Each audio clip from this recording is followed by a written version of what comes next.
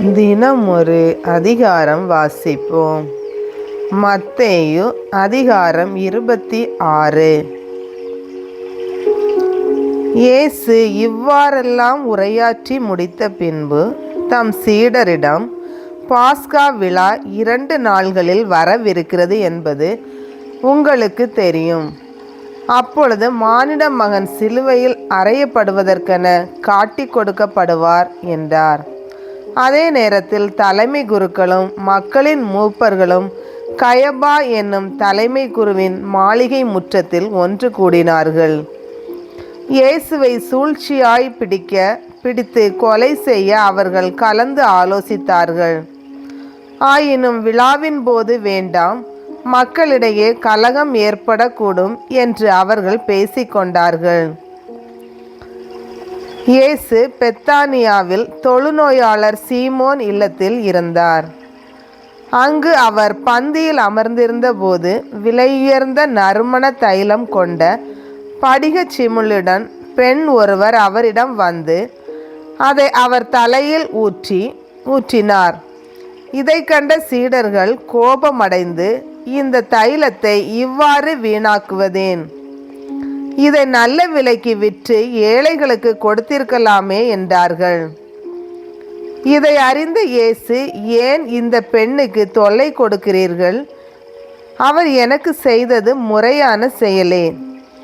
ஏனெனில் ஏழைகள் எப்போதுமே உங்களோடு இருக்கிறார்கள், ஆனால் நான் எப்போதும் உங்களோடு இருக்கப் போவதில்லை. இவர் இந்த நறுமண தைலத்தை எனது உடல் மீது ஊற்றி எனது அடக்கத்திற்கு ஆயத்தம் செய்தார். உலகம் முழுவதும் எங்கெல்லாம் இந்நற்செய்தி அறிவிக்கப்படுமோ அங்கெல்லாம் இப்பெண் செய்ததும் எடுத்து கூறப்படும். இவரும் நினைவு கூறப்படுவார் என்று நான் உறுதியாக உங்களுக்கு சொல்கிறேன் என்று கூறினார். பின்னர் 12 ஒருவனாகிய யூதாசு இஸ்காரியோத்து தலைமை குருவிடம் வந்து, இயேசுவை உங்களுக்கு நான் காட்டிக் கொடுத்தால் எனக்கு என்ன தருவீர்கள் என்று கேட்டான். அவர்களும் 30 வெள்ளிக்காசுகளை எண்ணி அவனுக்கு கொடுத்தார்கள். அது முதல் அவன் அவரை காட்டிக் கொடுப்பதற்கு வாய்ப்பு தேடிக்கொண்டிருந்தான். புளிப்பற்ற அப்ப விழாவின் முதல் நாளில் சீடர்கள் இயேசுவை அணுகி வந்து, நீர் பாஸ்கா விருந்துண்ண நாங்கள் எங்கே ஏற்பாடு செய்ய வேண்டும் என விரும்புகிறீர் என்று கேட்டார்கள். இயேசு அவர்களிடம், நீங்கள் புறப்பட்டு நகருக்குள் சென்று இன்னாரிடம் போய், எனது நேரம் நெருங்கி வந்து விட்டது, என் சீடர்களோடு வீட்டில் பாஸ்கா கொண்டாடப் போகிறேன் என போதகர் கூறுகிறார் என சொல்லுங்கள் என்றார். இயேசு தங்களுக்கு பணித்தபடியே சீடர்கள் செயல்பட்டு பாஸ்கா விருந்துக்கு ஏற்பாடு செய்தார்கள். மாலை வேளையானதும் அவர் 12 பந்தியில் அமர்ந்தார். அவர்கள் உண்டு கொண்டிருந்த பொழுது அவர், உங்களுள் ஒருவன் என்னை காட்டிக் கொடுப்பான் என உறுதியாக உங்களுக்கு சொல்கிறேன் என்றார். அப்பொழுது அவர்கள் மிகவும் வருத்தமுற்றவர்களாய், ஆண்டவரே, அது நானோ என ஒவ்வொருவரும் அவரிடம் கேட்கத் தொடங்கினார்கள். அதற்கு அவர், என்னுடன் பாத்திரத்தில் தொட்டு உண்பவனே என்னை காட்டிக் கொடுப்பான். மானிட மகன் தம்மை பற்றி மறைநூலில் எழுதியுள்ளபடியே போகிறார். ஆனால் ஐயோ, அவரை காட்டிக் கொடுக்கிறவனுக்கு கேடு. அம்மனிதன் பிறவாதிருந்தால் அவனுக்கு நலமாயிருந்திருக்கும் என்றார்.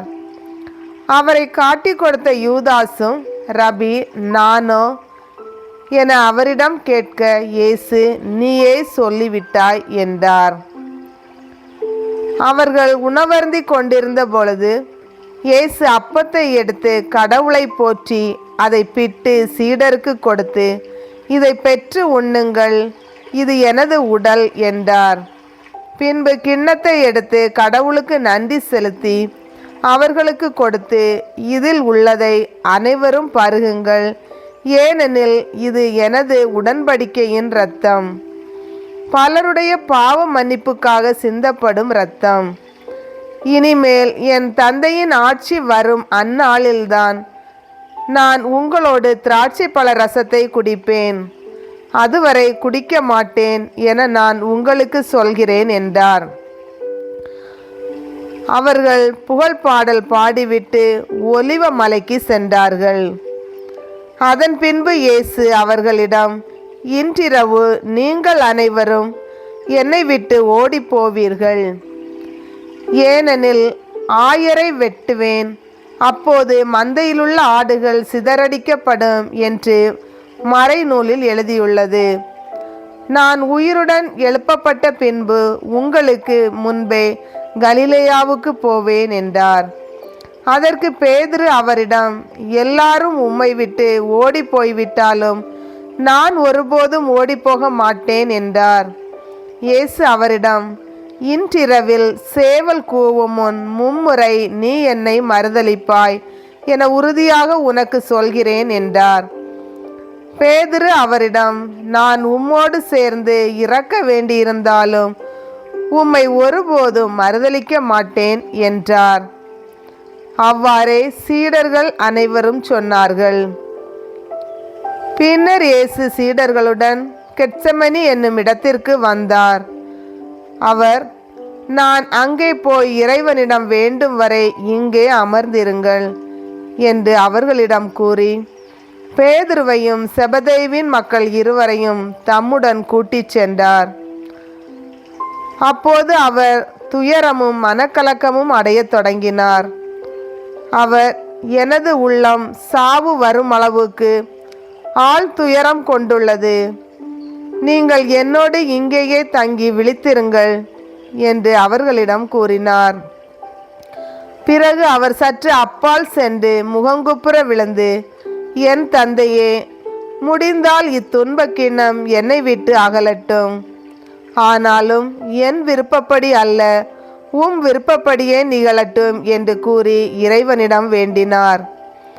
அதன் பின்பு அவர் சீடர்களிடம் வந்து அவர்கள் உறங்கிக் கொண்டிருப்பதைக் கண்டு பேதுருவிடம், 1 மணி நேரம் கூட என்னோடு விழித்திருக்க உங்களுக்கு வலுவில்லையா?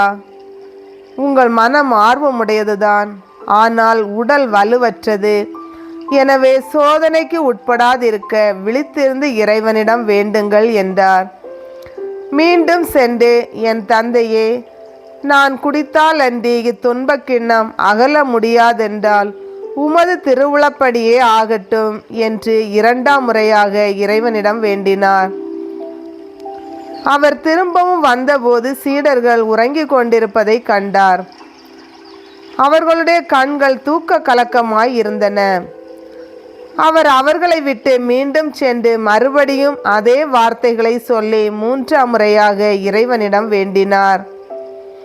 பிறகு சீடர்களிடம் வந்து, இன்னும் உறங்கி ஓய்வெடுக்கிறீர்களா? பாருங்கள், நேரம் நெருங்கி வந்து விட்டது. மானிட மகன் பாவிகளின் கையில் ஒப்புவிக்கப்படுகிறார். எழுந்திருங்கள், போவோம். இதோ என்னை காட்டிக் கொடுப்பவன் நெருங்கி வந்துவிட்டான் என்று கூறினார். இயேசு தொடர்ந்து பேசிக் கொண்டிருந்த போது 12 ஒருவனாகிய யூதாசு அங்கு வந்தான். அவனோடு குருக்களும் மக்களின் மூப்பர்களும் அனுப்பிய பெருங்கூட்டம் வாள்களோடும் தடிகளோடும் வந்தது. அவரை காட்டிக் கொடுக்க இருந்தவன், நான் ஒருவரை முத்தமிடுவேன், அவர்தாம் இயேசு, அவரை பிடித்து கொள்ளுங்கள் என்று அவர்களுக்கு அடையாளம் சொல்லியிருந்தான். அவன் நேராக இயேசுவிடம் சென்று, ரபி, வாழ்க என கூறிக்கொண்டே அவரை முத்தமிட்டான். இயேசு அவனிடம், தோழா, எதற்காக வந்தாய் என்று கேட்டார். அப்பொழுது அவர்கள் இயேசுவை அணுகி அவரை பற்றி பிடித்து கைது செய்தனர். உடனே இயேசுவோடு இருந்தவருள் ஒருவர் தமது கையை நீட்டி வாளை உருவி தலைமை குருவின் பணியாளரை தாக்கி அவருடைய காதை துண்டித்தார். அப்பொழுது இயேசு அவரிடம், உனது வாளை அதன் உறையில் திரும்ப போடு, ஏனெனில் வாளை எடுப்போர் அனைவரும் வாளால் அழிந்து போவர். நான் என் தந்தையின் துணையை வேண்ட முடியாதென்றா நினைத்தாய்? நான் வேண்டினால் அவர் 12 பெரும் படைப்பிரிவுகளுக்கு மேற்பட்ட வானதூதரை எனக்கு அனுப்பி வைப்பாரே. அப்படியானால் இவ்வாறு நிகழ வேண்டும் என்று மறைநூல் வாக்குகள் எவ்வாறு நிறைவேறும் என்றார். அவ்வேளையில் இயேசு மக்கள் கூட்டத்தை பார்த்து, கள்வனை பிடிக்க வருவது போல் வாள்களோடும் தடிகளோடும் என்னை கைது செய்ய வந்தது ஏன்? நான் நாள்தோறும் கோவிலில் அமர்ந்து கற்பித்து கொண்டிருந்தேன், நீங்கள் என்னை பிடிக்கவில்லையே. இறைவாக்கினர் எழுதியவை நிறைவேறவே இவை அனைத்தும் நிகழ்கின்றன என்றார். அப்பொழுது சீடர்கள் எல்லாரும் அவரை விட்டுவிட்டு தப்பி ஓடினார்கள். இயேசுவை பிடித்தவர்கள் அவரை தலைமை குரு கயபாவிடம் கூட்டி சென்றார்கள். அங்கே மறைநூல் அறிஞரும் மூப்பர்களும் கூடி வந்தார்கள். பேதுரு தொலையில் அவரை பின்தொடர்ந்து தலைமை குருவின் வீட்டு முற்றம் வரை வந்து வழக்கின் முடிவை பற்றி தெரிந்து கொள்வதற்காக உள்ளே நுழைந்து காவலரோடு உட்கார்ந்திருந்தார். தலைமை குருக்களும் தலைமை சங்கத்தார் அனைவரும் இயேசுவுக்கு மரண தண்டனை விதிக்க அவருக்கு எதிராக பொய்ச்சான்று தேடினர். பல பொய் சாட்சிகள் முன்வந்தும் ஏற்ற சாட்சி கிடைக்கவில்லை. இறுதியாக 2 முன்வந்தனர். அவர்கள், இவன் கடவுளுடைய திருக்கோவிலை இடித்து அதை 3 நாளில் கட்டி எழுப்ப என்னால் முடியும் என்றான் என்று கூறினார்கள். அப்பொழுது தலைமை குரு எழுந்து அவரிடம், இவர்கள் உனக்கு எதிராக கூறும் சான்றுக்கு மறுமொழி கூற மாட்டாயா என்று கேட்டார். ஆனால் இயேசு பேசாதிருந்தார். மேலும் தலைமை குரு அவரிடம், நீ கடவுளின் மகனாகிய மெசியாவா? வாழும் கடவுளின் பெயரால் ஆணையிட்டு சொல்லுமாறு உன்னிடம் கேட்கிறேன் என்றார். அதற்கு இயேசு, நீரே சொல்லுகிறீர். மானிட மகன் வல்லவராம் கடவுளின் வலப்பக்கத்தில் வீற்றிருப்பதையும் வான மேகங்கள் மீது வருவதையும் இது முதல் நீங்கள் காண்பீர்கள் என உங்களுக்கு சொல்கிறேன் என்றார். உடனே தலைமை குரு தம் மேலுடையை கிழித்து கொண்டு, இவன் கடவுளை பழித்துரைத்தான். இன்னும் நமக்கு சான்றுகள் தேவையா? இதோ இப்பொழுது நீங்களே பழிப்புரையை கேட்டீர்களே, நீங்கள் என்ன நினைக்கிறீர்கள் என்று கேட்டார். அதற்கு அவர்கள், இவன் சாக வேண்டியவன் என பதிலளித்தார்கள்.